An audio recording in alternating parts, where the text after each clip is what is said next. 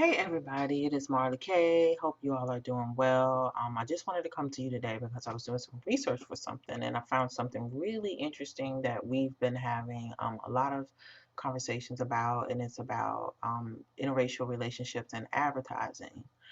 So first, let me just do a disclaimer. I'm not anti interracial relationships. I have a son that is in an interrelationship. Um, and I don't particularly, care what other people do. I just understand the dynamics of them, um, racially and personally because of the things that my own son and grandchildren endure from being in interracial relationships. So I have my own personal opinions about interracial relationships. Um, Not anything necessarily bad, but it just make your life more difficult. And so I just want to be upfront about there are no motives. This is just a teaching opportunity because a lot of times we see things and we're uncertain about why we feel uncomfortable about them or why we're seeing them at the time that we are seeing them. And I just want to talk about this because we all have been like, what is happening? Why is it that there are not hardly any traditional Black African American, even other Black ethnic groups, no Black Haitian, no Black, Nigerian, Black Kenyan, like, we just don't see those types of images. Usually you see a Black person, either a Black woman or a Black man, and then you'll see a white person. And so when you see that, it's not necessarily anything that is alarming because it is an actual occurrence in our society.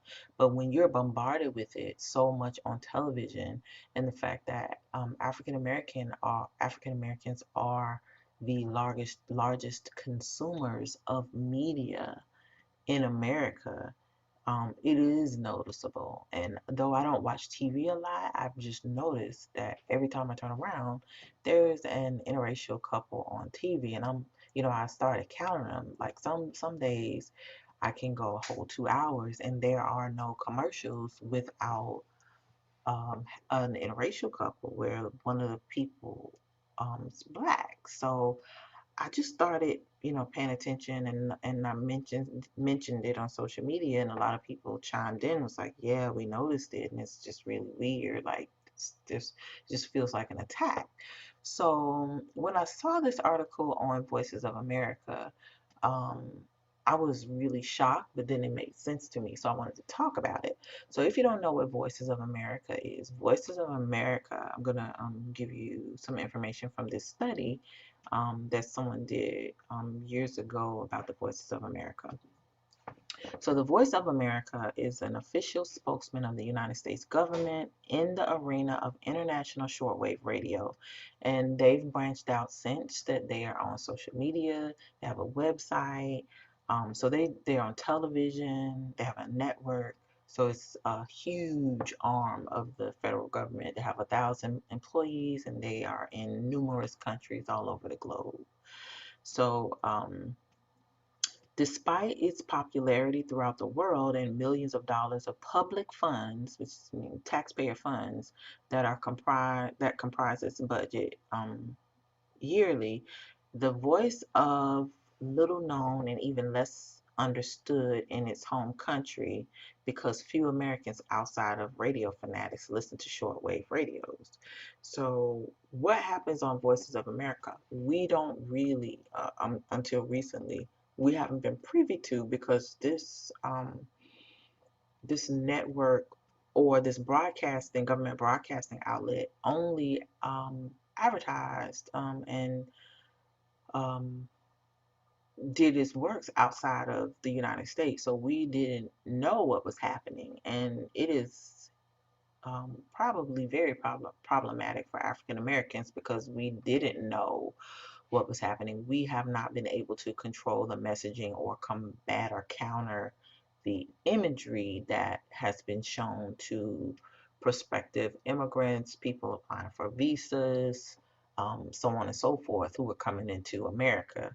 So to me, it makes sense that a lot of people that come to America have anti-Black and anti-African American sentiments, because if um, Voice of America has been putting out anti-Black propaganda and showing African American people in a negative light, for the purposes of quelling rebellion and making it seem like we are just lazy or whatever, um, then it just makes sense. So, um, you know, I want to talk about this because it's an important piece of the story. So, one of the things that the person who did this study talks about is those who do tune into The Voice are first greeted with news and political commentary one might expect from a government broadcasting outlet. But the effort of a more patient listener might be rewarded with a lively program of American jazz or perhaps a feature on one of the fine arts. The listener might also hear programs dealing with diverse topics as agriculture, medicine, and travel in America. An attempt is made to convey the popular and American culture in addition to voicing political views. That is important because whatever the government's views are, whatever they want other people to perceive about America, American culture, American politics, it comes from Voice of America. So I'm going to go back and I will put a link to this inside of the description so that you can read it in its entirety. It's like 20 pages, but it basically just talks about, Voice of America is basically international radio propaganda. It's media propaganda now. It's when this was done, it was years ago, but now it's just basically a huge government funded propaganda outlet. And the fact that, we don't really know anything about it is extremely problematic. So I would, you know, advise you to do your research because this site, according to this paper at the time, it was from 1982, it says it has been estimated that VOA reaches a weekly audience of some 80 million people. So this was in 1982, it's 2022 now. So just imagine how many people are listening to this propaganda from the United States and not really understanding that this is not reality or it's not totally the actual, truth of America. And that's problematic. So, um, again, I'll put this in the description, but I want to go back to the article because it's really important. So, here in the article, it says Americans see more interracial relationships in advertising. And um, one thing that I want to point out in this first section, where it just talks about, they make a conscious decision. This president of Jones Advertising in Seattle, Washington, said his agency tries to reflect reflect multiculturalism in its ads. It says it's a conscious decision, and we're trying to be we're trying to better represent America. I'm sorry, I'm dyslexic today. Um, and then the article talks about it's also smart business. So as they put out these images of interracial relationships, is in part a part of America's depopulation strategy to water down or neutralize certain groups to whiten America. Um, and then it's also a business decision because they know that African Americans consume more media than any other group in the country. So we watch more TV, consume more internet, we use our phones more, watching just all sorts of things where we can be bombarded with ads. So that's really important. That's also one reason why it's important to pay for stuff. when you get a bunch of free stuff, even if you're watching YouTube videos, part of the racket is you have to watch advertisements. And sometimes now you have to watch a couple of advertisements depending on how long a video is. And so when you don't pay for stuff, or you pay the minimum, you get a lot of advertisements. And when you get advertisements, you're getting things not necessarily good for you, or things that are not important to you, or you're getting the messaging that somebody else wants you to have. So one of the other um, things I wanted to just talk about is that, okay, here it is.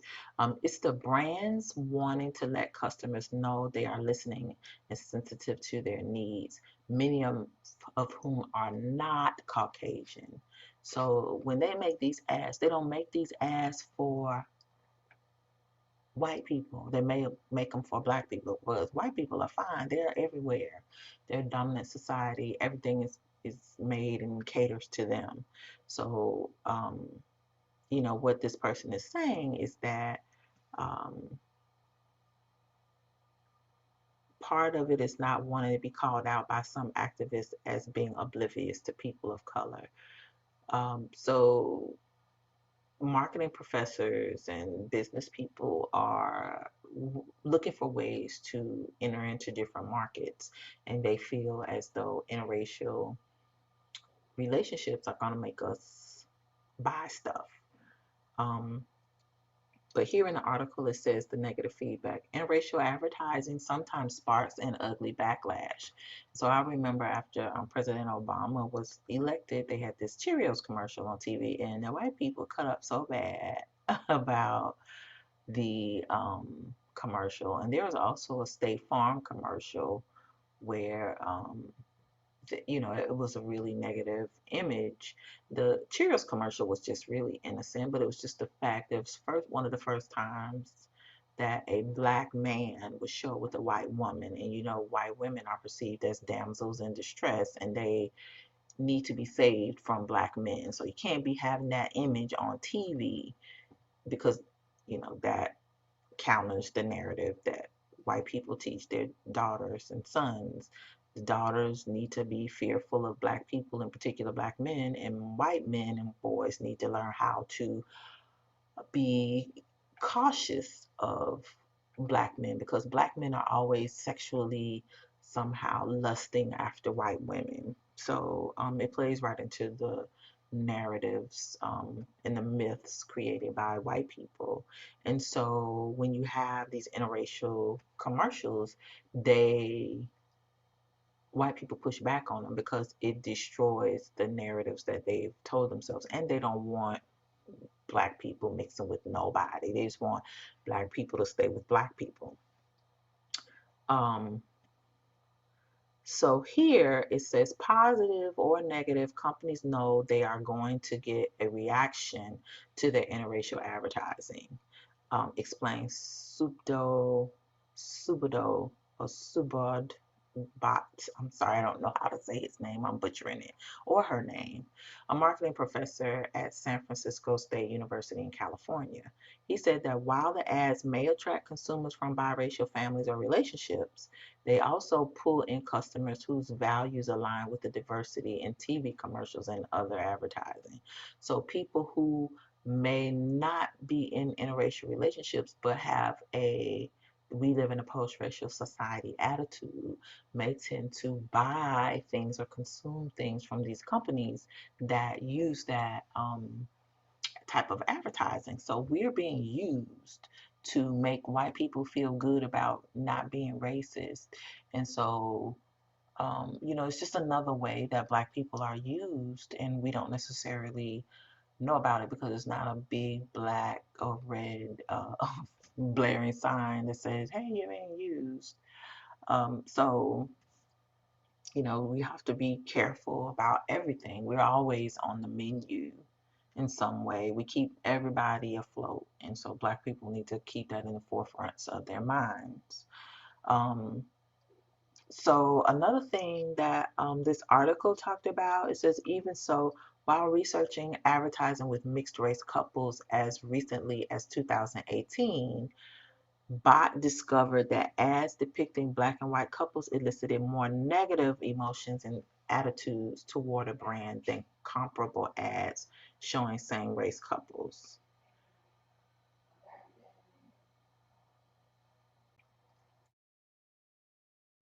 Okay, and so the other thing about this, it says while interracial ads may reflect an increasingly diverse America becoming more of a melting pot, they are not a mirror on society, according to Morgan State University Jason Johnson, who is currently doing research on interracial advertising.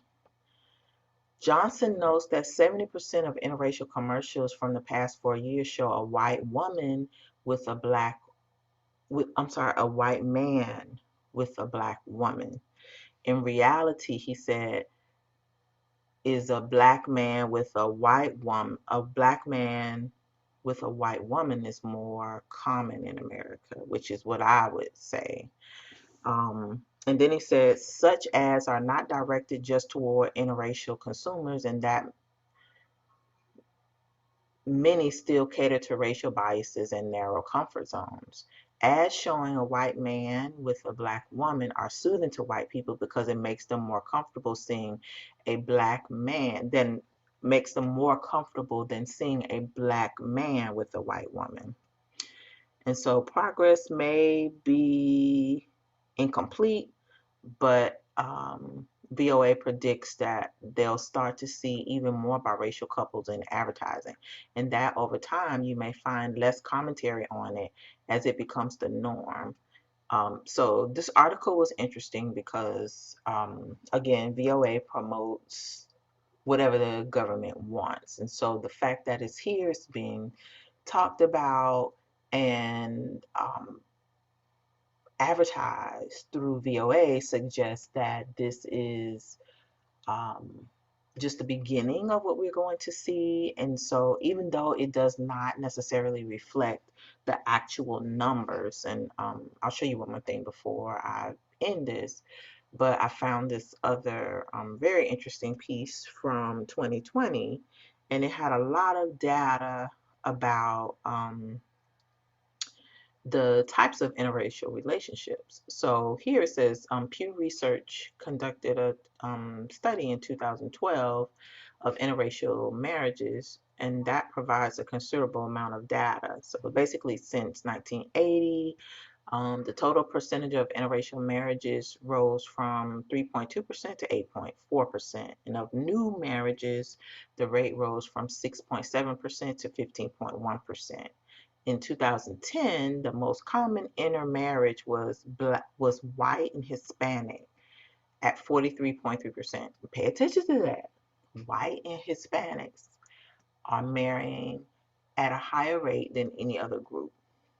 Other mixed at 30.4%. White and Asian at 14.4%, and then white and black, the least common to be married at 11.9%. Not all interracial relationships, of course, are marriages, but we can use the marriage data to responsibly extrapolate the information to the wider society and relationships. So, here, as of 2010, whites on average were less likely to marry outside of their race. Less than 10% of whites intermarry, while Hispanics and blacks and Asians are all 2 to 3 times more likely to intermarry. In terms of combined median incomes of interracial marriages, black husbands with white wives earned the lowest amount of any combination. The black husband and white wife combination were also the least educated. Of the interracial combinations, marriages between the whites and blacks were found to be the least stable and the most likely to result in divorce. The divorce rate is higher in all interracial marriages for white women relative to a white marriage. And so I'll put this study also in this description, but it speaks to the advertisements. So again, there's an agenda, and what you see is not actually reflected in what is actually reality. And we all have to really pay attention to what is happening, because it's more of and it's an agenda. It's not necessarily anything that we shouldn't be concerned about. At the end of the day, I feel as though it is definitely tied to the depopulation, or at least the erasure of certain racial or ethnic groups from different places around the world, especially those that have African blood. So, you know, um, the whole purpose is to normalize interracial relationships. They want your children to think we're okay, we are one, everybody can just commingle, cohabitate, live together. You can have interracial relationships sexually, you can get married, and this is what we want, this is the norm. And, we're living in the middle of almost a civil war now. So, it's not reality. But anything to erase Black people is the goal of the West. And so you're seeing this increase in interracial relationships in advertising on purpose. And, you can push back against it, you can call it out, you can say what it is. Um, on social media, you can write the companies, you can complain. I'm sure you'll get pushback from people who are in interracial relationships because they want to see more of themselves. And I'm for that. I'm for everybody being represented. But, we don't see more Haitian couples on television making it. We don't see more Kenyan families together. Even when it comes to same-sex relationships, when you have a same-sex relationship and a Black person is involved, the same-sex relationship is usually with a white person or a Hispanic person. And so there's a concerted effort to erase two Black people from our minds so that we will believe that two Black people together is a bad thing. We don't have to be together with our people. And in the process, while you're thinking, hey, I can do whatever, it's kind of like it works like integration. It feels good, sounds good, looks good for a spell. But when you see the long term impact and the long term erasure of your culture, of your ethnic group, of your generational wealth, of everything, of your history, then you look back 50 years and you see, oh gosh, I messed up, but you can't go back and reclaim those 50 years. You have to start over again.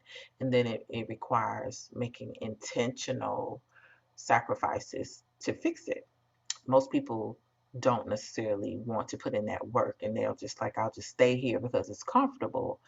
And, that's kind of what we are experiencing now. So I want to give you a heads up about, you know, um, marketers even admit what they show is not the truth of our society, but they don't care. And they don't care because it's a part of the propaganda agenda of the United States. Like, they want Black people erased. And if dismiss these subtle ways that the government puts their messaging out, you will, miss out on the main ways that they do their business of, you know, propagandizing, demoralizing us, and making sure that we don't like each other. The other seed is that's being planted is like, we don't like each other. It's okay to look outside of your culture. You start finding there's something wrong with Black people. You see all these Black men. I don't like Black women. Black women are this, and Black women are. I don't like Black men. Black men are this. That's not by accident. That is intentional. And those messages, like interracial couple relationships, things that people see in advertisements, even if it's something innocent like a state fair sign or medical pamphlet, just so many different images, things that you see in school, whether you're in college or in high school, middle school. It's just so many images. So we have to be careful. We have to protect our minds. We have to protect our eyes. Again, I'm not saying there's anything wrong with interracial relationships. I'm just saying at the rate that we're seeing them, it does not match up with the rate that these people, couples exist in our society. Yes, it's becoming more mainstream, but there's a reason that it's becoming more mainstream. And yes, it happens, but not at the rate that we're seeing it on television. And so there's an extra emphasis, a more aggressive push for interracial relationships to be on television in our advertisements because it's directly targeting African Americans specifically and other people of color. So just to be cognizant that when you're seeing it on TV, it's not by accident, and you need to be aware and just be mindful. If you start seeing that, you kind of have to maybe subconsciously get up when the uh, advertisements are on, or ignore them. Monitor what your children are seeing, because also the imagery starts young. You know, people think, you start seeing a bunch of interracial relationships and friendships on television when you're younger, and then as you get older in middle school, it starts being, oh, your first love, your first crush. The next thing you know, and you're in high school, you're introduced to interracial, sex, and your first this, your first that. So it just becomes normalized. And then the next thing you know, you have your children telling you, I don't like black so and so, even though your mama is black, your daddy is black, your grandma black. Um, and I'm speaking from personal experience because I've had that actually happen to me. My son told me that in high school, and I was like ballistic. Like, what do you mean? I don't like black girls. Black girls are nasty. Like, what in the fuck do you mean you don't like black girls? I'm a black woman. Your grandmother's a black woman. All of your grandmas are black women. We raised you. Like, what do you mean? What is it about us you don't like? And he could not give you an answer, but the answer was he had been introduced to interracial sex. And so then that was the gold standard. The white woman did things that the black girls didn't do, so he didn't like them. And he couldn't convey that honestly. He had to berate black women in order to um, justify access to what he really wanted to have. And so, sometimes people are very disingenuous about their motives when it comes to interracial relationships and berating the other people in their group. Black men and black women berating each other because they don't like it, and they don't really understand that it's so much bigger than um, just your wants. You're not making a choice. We're not making a choice. As you can see, if this is on VOA, it's propaganda. And the government has made a choice for us. They're presenting us with this opportunity to have interracial relationships, and they're selling it to us. It should be appealing, and we should want it. And if you don't, then there's something wrong with you. Even though not many people, go outside of their ethnic or racial groups to marry, and the studies show that. So again, I'm going to put these articles in the description so you can read them, um, and just make sure you do your research on Voices of America. It's not a good site. It's not um, anything that should be surprising, but a lot of African American people do not know about Voice of America. And a lot of immigrants, people who come here to America, they don't know that their parents and grandparents have been listening to this since damn World War II, and been getting the impressions they have been getting about, African Americans and Black people in general, around the globe. This site has inform them, and it's government sponsored. So just keep that in the back of your mind that nothing is innocent. We're constantly being bombarded with imagery and messaging that's anti-black and pro-white. And even though it seems subtle and innocent, it's never subtle and innocent. So just check it out and stay on your grind, and just make sure you're paying attention to what is actually happening, because it's not by accident. So I will talk to you later. Hope everybody is well. Don't forget to like the video, share the video, and don't forget to subscribe to the channel. Um, I appreciate you staying to the end, and I will talk to you next time.